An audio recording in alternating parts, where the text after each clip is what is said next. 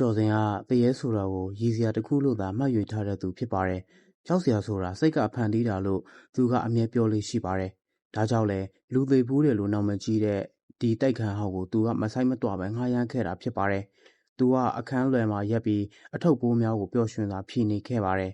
။ပထမဆုံးညမှာကျော်စင်ဟာစပွဲအသေးလေးမှာထိုင်ပြီးတော့ထမင်းစားနေပါတယ်။ရုတ်တရက်အခန်းထဲကနေပြီးတော့ကြီးကြီးကနေမြေတံတစ်ခုထွက်ပေါ်လာပါတယ်။သူကအတန်လာကိုလှည့်ကြည့်လိုက်ပေမဲ့လည်းဘာမှမရှိပါဘူး။တစ်သားဟောင်းတွေမှုလို့နေပါပါလို့သူကအေးအေးဆေးဆေးပဲရေရောလိုက်ပါတယ်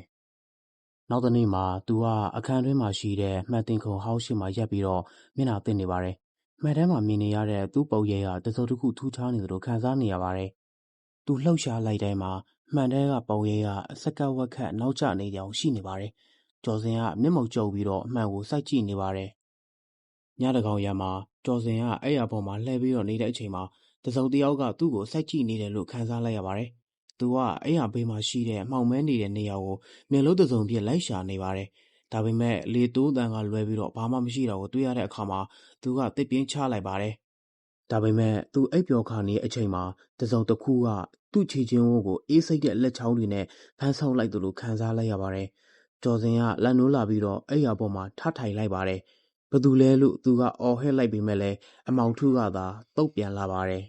။ကျော်စင်ကအဲ့ရကထပြီးတော့ဇင်းကြံလန်းအတိုင်းရှောက်လာခဲ့ပါတယ်။အမောင်ထမ်းမှာအရိပ်တစ်ခုရနေတာကိုသူမြင်လိုက်ရပါတယ်။အဲ့ဒီအရိပ်ကလှုပ်ရှားမှုမရှိပဲတည်ငြိမ်လွန်းနေပါတယ်။ကျော်စင်ကတတိကိုမွေးပြီးတော့အဲ့ဒီအရိပ်ရှိရာကိုတဖြည်းဖြည်းတိုးကပ်သွားခဲ့ပါတယ်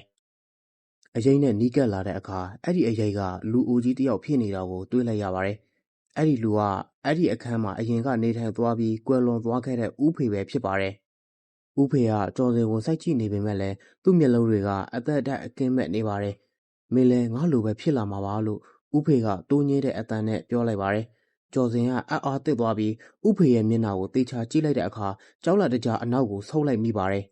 ။ဦးဖေရဲ့မျက်နှာကနှစ်ပေါင်း40ခန့်ကြာပြီးတဲ့နောက်မှာဖြစ်လာမဲ့ကျော်စင်ရဲ့မျက်နှာနဲ့တထရာတည်းတူနေတာကြောင့်ဖြစ်ပါတယ်။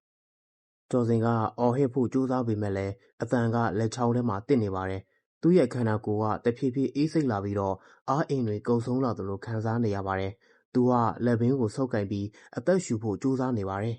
။နောက်တစ်နေ့မနက်မှာတိုက်ခန်းကတိတ်ဆိတ်နေပါတယ်။ကျော်စင်ကိုဘယ်သူမှတစ်ခါမှထပ်မတွေ့ရတော့ပါဘူး။ဒါပေမဲ့အခန်းထဲမှာရှိတဲ့စားပွဲမှာဦးဖေရဲ့အရိပ်ကအေးအေးဆေးဆေးထိုင်နေဆဲဖြစ်ပြီးတော့မှန်ထဲမှာတော့ကျော်စင်ရဲ့နုပြိုတဲ့အရိပ်ကတစုံတစ်ယောက်ကိုစောင့်မျှော်နေတဲ့အကြောင်းရှိနေပါတော့တယ်။